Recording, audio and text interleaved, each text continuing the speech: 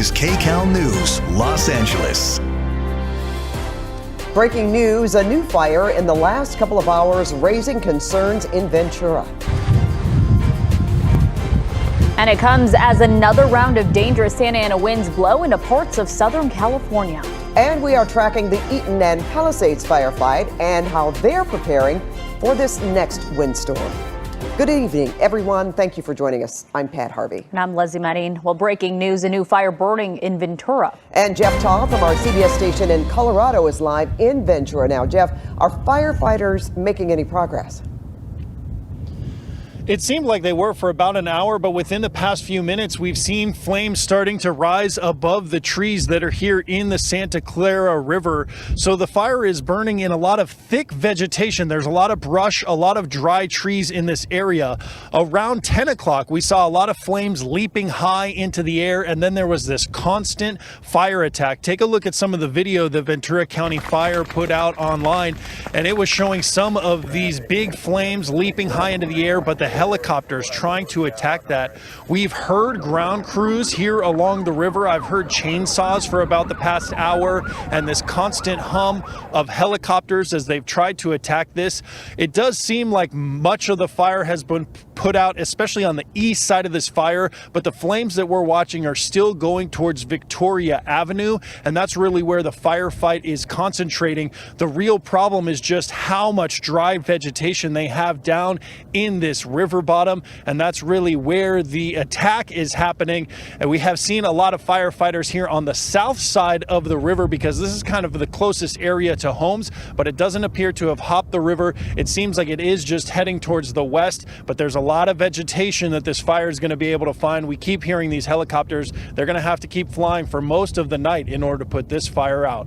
Live in Oxnard, Jeff Todd, KCAL News.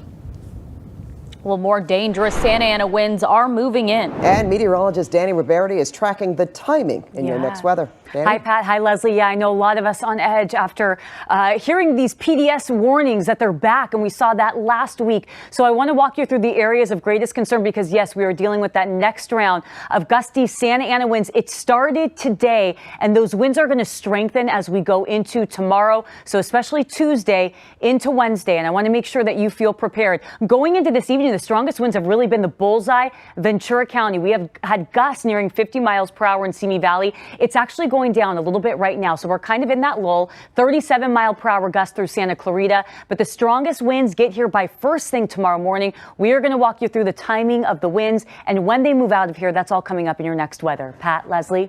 Danny, thank you. We'll check in with you in just a few. Well, parts of the Inland Empire are starting to see those strong gusts tonight. And KCAL News reporter Nicole Comstock holding her hat there. You're live in Fontana. Boy, they usually have those windy conditions, Nicole, but I bet it's pretty, especially windy there tonight. Yeah, you know, the funny thing is when we first got here just before 9 o'clock, I was going to say it is windy here in Fontana, but to be fair, it's always pretty windy. It's kind of like a wind tunnel at the base of the Cone Pass. But then within 30 minutes, I stood out here and the conditions changed really drastically. So very cold and very windy tonight in Fontana. The wind is just blasting through these palm trees behind us here along the 15 freeway. And San Bernardino County Fire says they have had these red flag conditions and that warning for going on a week now, which is the longest stretch they can remember seeing that in recent memory.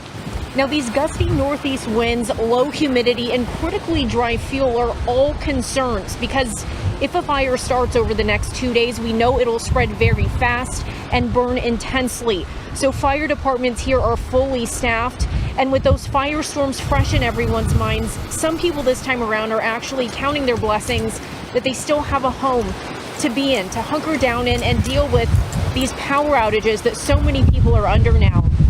SoCal Edison has already implemented public safety power shutoffs to over 55,000 people in our 6 local counties, and nearly 492,000 more are on a watch list. They're being warned that they may go in the dark in a short time here as well. Some are using generators tonight and just relying on other family members and friends for help. This is a family from Chino here. We're relieved that we don't have fire issues. I mean, we can live with the power if we need to. We're definitely worried about it, but hopefully, finger crossed, nothing bad happens. Historically, the vast number of these fires are human caused in nature. And it doesn't matter whether it's accidental or intentional. The destruction, the loss is the same. And we just ask people, be extra vigilant as we move through yet another round of offshore winds with a continuing red flag warning. And speaking of those power outages, just a couple of seconds ago, all the power went off at this shopping center behind us here, with a gas station, a convenience store, actually 2 gas stations here, the Shell station too, the coffee shop behind it, all without power tonight. This is the exact scenario that the fire department is warning people about. They say anytime we have these red flag conditions and these extremely gusty winds, you want to make sure you're prepared in advance. You have at least a flashlight ready. You have a tank of gas ready to go before now, because like this gas station right here, their pumps are offline now. So if you are evacuating, in the event of a fire, you don't want to be in the scenario where you don't have enough gas to get out of your neighborhood. So wherever you're at, if you have power, make sure you have gas now. Reporting live in Fontana, Nicole Comstock, KCAL News. Great advice. Thank you, Nicole. Well, the fight against the Southern California wildfires entering a new critical phase tonight. SkyCal was over a command center in Pacific Palisades in the last few hours. And you can see all the vehicles and the equipment in place ready to deploy. Well, CBS News New York reporter Christina Fan is live in Pacific Palisades with a look at what fire crews are focusing on right now. Christina. Well, Pat and Leslie, the next 36 hours are going to be critical. It will determine whether or not this devastating fire gets even worse, or if we can finally move towards a recovery phase. Firefighters seem to be a lot more prepared this time compared to last week when those Santa Ana winds first moved in. In fact, behind us, you can see a very, very, very long line of fire engines here. We have CAL FIRE, and further up the line, we also have the National Guard, the CHP, and public utility companies. A total of 5,123 personnel have been brought in to fight the Palisades fire. Over the last few days, they have successfully slowed its growth and increased containment to 14%. At a media briefing this afternoon, fire officials say their priorities have been extinguishing flare-ups around buildings, responding to hotspots, and building those all-important contingency lines. Seeing this is a big relief, of course, for families in evacuation zones worried the danger the high winds might bring. The firefighter presence is also a comfort to those who lost everything, hoping that no one else has to experience their pain. And he said, Mom, in order for me to process this, I have to come home. I have to walk the street with you. And I said, well, we can't get in right now. We did know some people that got in earlier. And so I stopped here at the corner to see if maybe I could get in. That's why we're talking now. But anyway, it's just, we want to see we want to see it. We want to see what we lost. It'll be just part of the healing. And we're hoping to get in on Thursday or Friday. When the winds are finally... When the winds are gone, we're hoping it doesn't come back. There's really nothing left to burn in the Palisades except this one area, and I really hope it doesn't. So I'm just praying that the winds change and Mother Nature is finally on our side. And we did briefly speak with some of the firefighters who are stationed here along PCH. A lot of them have bedded down for the night. That is why we're trying to keep our voices low. They say they were primarily brought in to take care of any new fires that could be brought on by those raging winds we're expecting. So fortunately, we haven't seen any of them be deployed from this area to that Ventura fire that sprouted about a couple hours ago. So hopefully, again, that's good news. Hopefully it means that that one is now under control. For now, reporting live from PCH, Christina Fan, KCAL News. Christina, thank you. Well, the ATF is in Southern California looking into what sparked the Palisades fire. An official cause has not yet been determined, but an article from the LA Times says on New Year's Eve, there was a small fire in the area that burned for a few hours. It was put out, but according to the Times, officials are looking into whether it may have flared up again. No official cause tonight. Meanwhile, in Altadena, a couple captures what may have been the first moments of the Eaton fire. Hey, babe, I need you to come out here right now. Holy Jeffrey Koo's wife noticed the flames when she got home from work. She saw the fire burning near a SoCal Edison utility tower. along Eaton Canyon Trail. Well, they say within 30 minutes, the fire spread rapidly. Their homes survived. Some fire victims who lost their home are suing SoCal Edison. The utility company says it is aware of the lawsuit but have not been served with the complaint. LA County crews are preparing for more dangerous wind as they do battle the Eaton fire.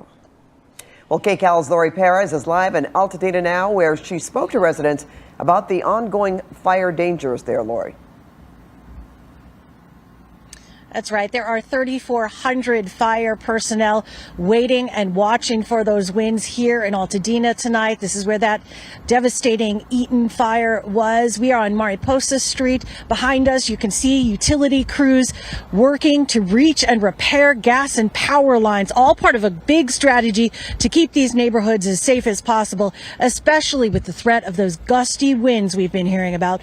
Meanwhile, fire crews spent most of the day going through these neighborhoods that have already been ravaged, trying to extinguish any lingering hot spots so that increasing winds are not able to carry any burning embers and start new fires. Residents want to stay safe, but we spoke with some who are frustrated by the fires, the roadblocks, and by this new round of wind. Charles Ludd and his 88-year-old grandmother spent hours trying to get back to her house that was destroyed, a beloved house that has been in their family since 1938. They are feeling pretty defeated. But if they can tell us when, I mean, it's going to be windy. This is the winter in California. It's going to be windy. There'll be winds next week. But when are we going to have the opportunity to get up? And we don't have that information. Look what they have. Look. And the candelabra that was in there. Oh my gosh. Don't drop it. Don't drop it. Thank you. We have something. We have something. Now, we were able to get up to their home and to give them back some small things that we found. They are so worried. Looters are going to sift through the rubble and take anything that is salvageable, not that there is much. They are praying tonight that there is no more damage and devastation in this neighborhood, in this area that has already been taken down by the fires. They're very worried about the winds tonight. We are live in Altadena. I'm Lori Perez. KCAL News, back to you. And of course, we're tracking those winds. Lori, thank you. Well, most of Pasadena tonight had been cleared to use tap water again. About 1/3 of the city was under a do not drink order following the Eaton fire. People were also told not to use tap water for cooking or cleaning. Late this evening, the ban was lifted for most of Pasadena, but it does remain in place for parts of the city next to Altadena and Sierra Madre.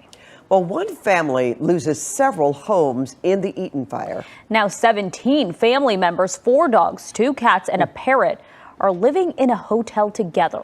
Ishelle Williams, her 2 sisters, godmother and mother, all lived within blocks of each other. Unfortunately, all 5 homes were destroyed during the Eaton fire last week. And while they're all living in a hotel together, the Williams family is trying to find that silver lining, pointing to their grandmother's symbol that was a white butterfly. Every single thing in this hotel is a butterfly, and they're all white. And that was confirmation that I was in the right place. People want us to be really, really sad, and we are inside. But, I mean, we're okay, right? We're okay. We really are. We're okay. So good to hear that, right? The Williams family says they plan to rebuild in Altadena. The National Guard does remain in place tonight, protecting homes from looters. So far, 9 people have been charged with burglarizing homes in the Eaton and Palisades fire zones. A curfew does remain in effect from 6 p.m. to 6 a.m. for the fire zones. Well, a fire scare in Hooper Valley tonight. It burned in the Santa Ana River bottom near Clay Street.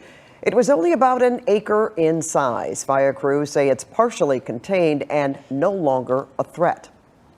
And this is a question at the top of everyone's mind. Is the air safe? Yeah, LAUSD has canceled outdoor practices and is keeping kids inside during the school day. Well, we asked KCAL News assignment editor Mike Rogers to speak to the experts. He did. And Mike, you're setting it, or you're getting it straight from the AQMD. Yeah, that's right. You know, Pat and Leslie, one of the things that sparked this conversation and this story is when people go look at their phones and you look at the map, you'll see A lot of it's green. It says the air quality is good at 38 degrees. But what I learned tonight is that the particulates that are in the air from the ash are too large to be picked up on air quality monitors. AQMD tells me that it's only fine particles that are picked up on the observation system here, so which is why you're not necessarily seeing bad air quality out there. Really, AQMD says it's a mixture of being able to look and see what the air quality is, but then also use your eyes. The good thing about ash, the only good thing about ash really, is that it's large. You can see it, you can see that it's in the air. And when there is that question, it's important that people take precautions. Now, the big question I asked AQMD tonight is what should people do? Should people be wearing masks when they go outside? Yeah, so if air quality is poor, either from the AQI index or if you see ash in the air, a N95 mask that's well-fitting can provide a lot of protection against those pollutants. Yeah, now we also asked what about air purifiers, air filters in your homes? He says that is a great way to be able to purify the air that is in your home. One thing he says people should absolutely not do. If you've got ash on your property, you should not use things like a leaf blower, even a broom really, if you're brushing it too hard, because all that does is send all of the air particles back up into the sky. Now, the bad news about ash, you guys, is it'll stick around for a long time. It depends on how intense the cleanup process is, but he was telling me about the airport and the bridge fires that burned back in September. He says even now in January, they are still getting reports of ash coming from those fires. So it just depends on how quickly everything grows back, and with the lack of rainfall, that's not likely to happen for a couple of months. So every time we get these big wind events, if you see the ash in the sky, he recommends you should put a mask on or at least move to somewhere where it's not as bad. All right, great advice. Thanks so much for getting us that information, Mike. Now, winds are picking up during dangerous fire conditions in Santa Clarita tonight. Yeah, CBS Sacramento's Hunter Sowers is live in Santa Clarita, where the gusts there will reach 50 miles an hour, Hunter. Yeah, and we're already starting to feel that right now, Leslie and Pat, just those whipping winds coming through this area. We're right off of the 14, the Golden Valley exit behind me here over my shoulder. And this is really where we've watched over the last 30 minutes to an hour. Things really pick up. And residents that I talked to today, they are scared. They are worried. They've been watching what's happening in other parts of LA County, and they say that they are just as likely to see something like that here as anywhere else. So they've really been taking those precautions today and making sure that they are ready to go at a moment's notice. We also know, after speaking to the fire department, that they are fully staffed right now. They actually had a strike team on the way when we were talking to them, just to have those reinforcements ready and on standby should something happen, because these are the kinds of conditions where we know that a rate of spread can really explode rapidly. It's so dry out here. The air is also really feeling different right now as we head into the overnight hours. These are supposed to peak at 4 a.m., so they are not out of the woods yet. We'll send things back to you. All right, thanks so much for that, Hunter. Well, Danny, you heard Hunter say that the air is already starting to feel different. Yeah, I know there is something that feels different outside about this, and I think it's because of how dry it is out there. Yeah. So we're starting to see that right now, and also right now, you guys, we're starting to see some of those winds picking up. So this is the start of it. I want to walk everybody through things, because I know when you hear the PDS warning, it sounds scary, because this is what we were dealing with last week when we had the powerful windstorm. This is different from last week's storm. It's not expected to be as destructive. It's not expected to be as strong, but still there's enough concern that we are dealing with extreme fire danger in some areas. So let me talk about the winds right now.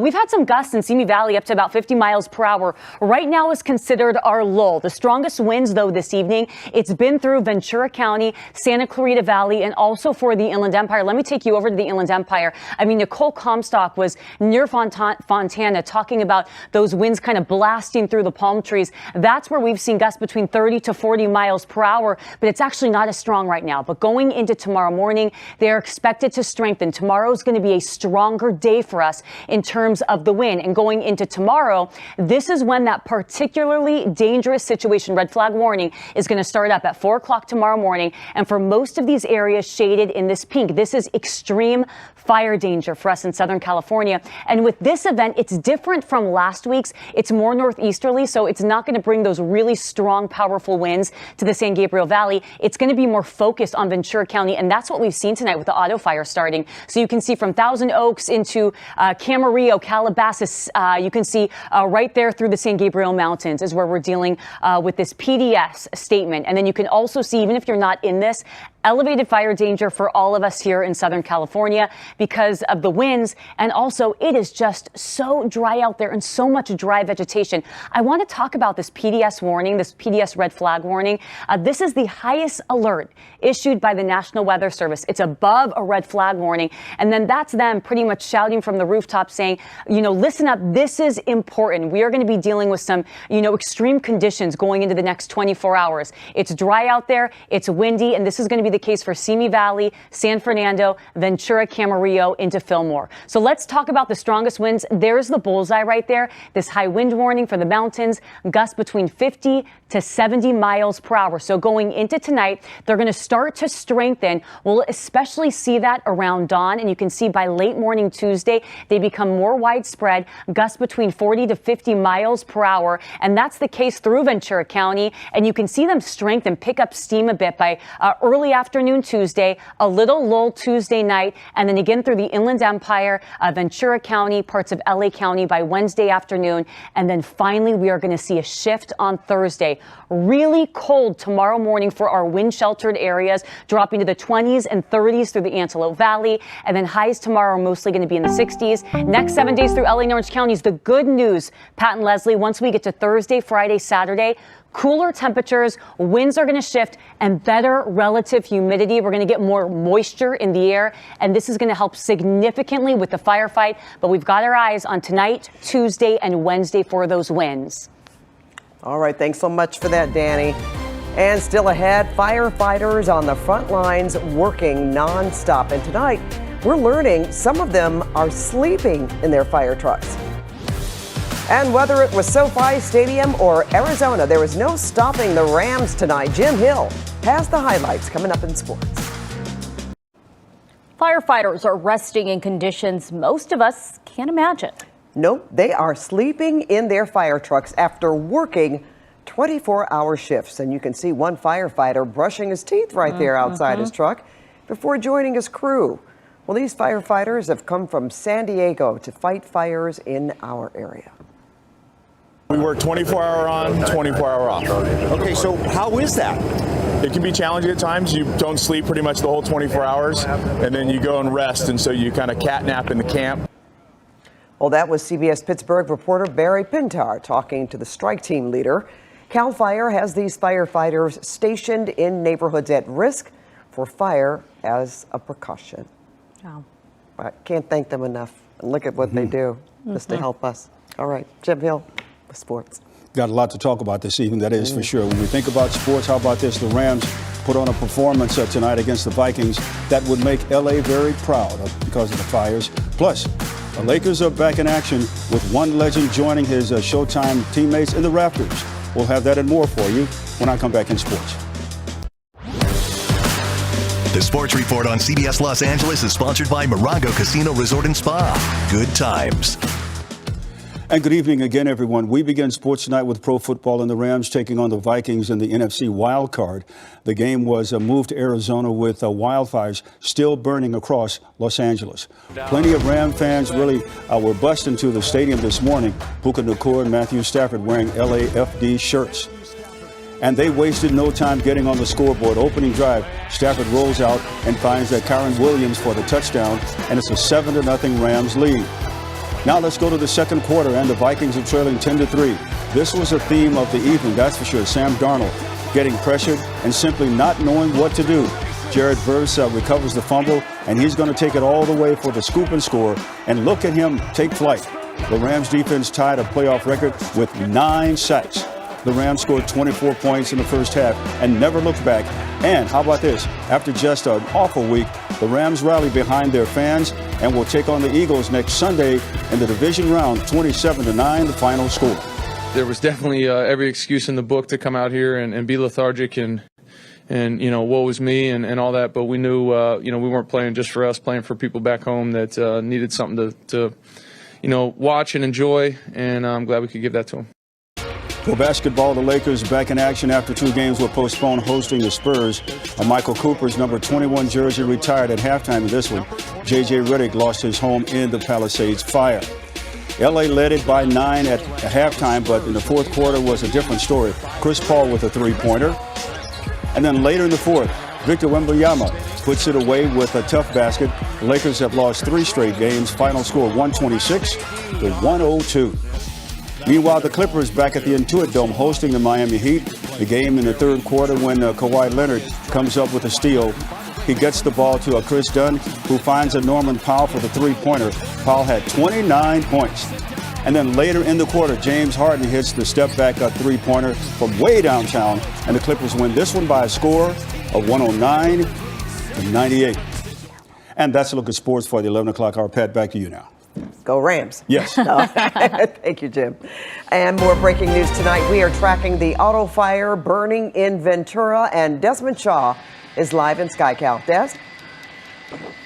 Yeah, Pat, we are just now getting overhead the fire right now after coming back for some fuel. And you can see here that they are getting a pretty good handle on this fire. It's been burning in kind of like an elliptical fashion, basically just in the bed of the Santa Clara River. As I put the satellite overlay on, you can see what it is burning. A lot of thick brush, some reeds that are as high as maybe 10 or even 15 feet tall as the Chinook comes in here from the PJ helicopters right now on loan to us from Northern California. One of 4 water dropping helicopters that had been on this. A couple of them have been released, but this one is still here, the one with the highest capacity. You can see coming in as they are trying to prevent this from getting any farther west of Victoria Avenue right now. So not threatening any homes, no injuries, no evacuation orders on this one.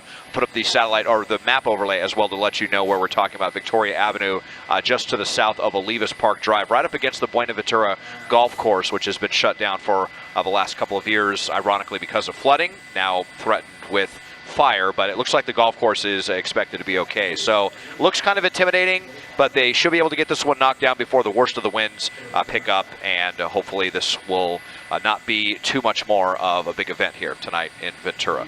Live in SkyCal overhead, I'm Desmond Shaw. Back to you now in the studio. All right, Desmond, we hope that happens too, because from what we understand, that river basin, the Santa Clara River Basin, it starts actually in Santa Clarita, right, and empties into the ocean in Oxnard, so it's sort of like a wind tunnel, and there's that big possibility that it could, if the winds are where they are, where we say they're going to be, that it could blow in the direction downstream of those condos and homes that are in the area. Yes, that's right. I mean, the Santa Clara River, like you said, all the way from north of Santa Clara and the Canyon Country area all the way down here into the ocean. It is the river that geographically divides Oxnard from Ventura. But, you know, unlike some other rivers, I mean, this is like it's a natural river, but it's like a dry river for, 9 or 10 months out of the year. Even in really wet years, I mean, it can remain fairly dry, and it's not built up upon like some other rivers are. So that's why you don't really have any homes threatened right now. There's just a couple of golf courses that are built up against it. There's a lot of agricultural land as well. Definitely some very valuable farmland to the west of Victoria Avenue here. I'm just going to put the satellite overlay up and I could show you. So just to the west, you see all of that farmland there is. And obviously the idea would be to get this all knocked down before any embers spark any spot fires in those areas, Pat. All right. We are glad to see that they are making a lot of progress on that fire. That's for sure. Yeah, and that's because the Santa Ana winds are increasing fire risk. And Danny, you've been tracking the timing and the wind speed. So I guess in just a couple of hours or so, that's when the winds are really going to pick up? That's exactly right, Pat and Leslie. In just the next couple of hours, they're starting to strengthen. Right now is kind of our lull right there where the auto fire is burning. We've got gusts around 30 miles per hour, not as strong as a couple hours ago, but boy, it's blustery through Simi Valley into Santa Clarita. This is where we're dealing with our strongest winds right now. Also in the Inland Empire, look at Simi Valley, gusts coming out of the northeast, almost 45 miles per hour right there along the 5 over towards San Fernando. This is that area that's included in that PDS, that particularly dangerous situation. And there's those winds strengthening late morning into early afternoon, and that's going to continue into Wednesday. Pat, Leslie, back to you. All right. Thanks so much for that, Danny. And thank you for joining us tonight as we leave you with this picture from the auto fire burning in Ventura.